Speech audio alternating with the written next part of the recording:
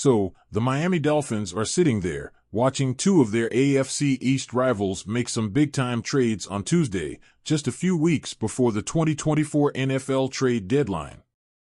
And, of course, the buzz has started. Could the Dolphins make a move, too? Fans and media alike are already throwing out names that could either land in Miami or be shipped out. We're talking about big names like Tyreek Hill, Emmanuel Ogbah, Trey Lance, and even Russell Wilson. It's got people wondering, are the Dolphins about to join the trade frenzy? This isn't new territory for Miami. They've pulled the trigger on some major trades around the deadline in 3 of the last 5 seasons. Remember that huge deal for Bradley Chubb back in 2022?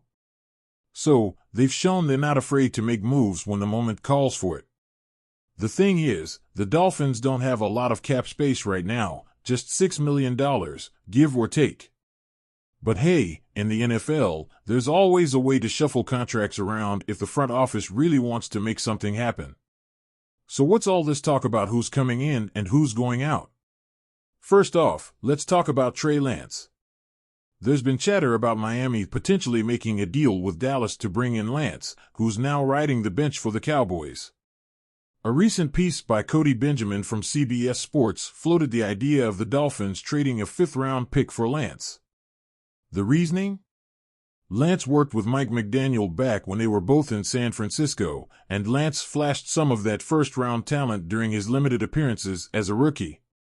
But hold on a second, if McDaniel really believed in Lance's potential, wouldn't he have made a move for him back in 2023 when the 49ers traded Lance to Dallas? It's not like the Dolphins were unaware. And why would the Cowboys give up on Lance so quickly? It just doesn't seem to add up. Lance is still a project, and Miami already has Tua Tagovailoa, who's been impressive this season. Sure, some might say the Dolphins need insurance because of Tua's concussion history, but if McDaniel was sold on Lance, wouldn't they have already made a play for him? Now, what about Emmanuel Ogbah? There's been talk that the Dolphins might be looking to trade him.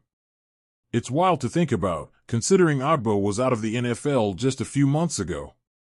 But here we are, and his name has popped up in trade rumors.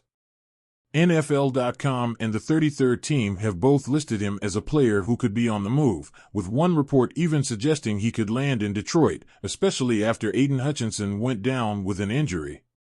But wait, would Miami really consider trading Ogbah?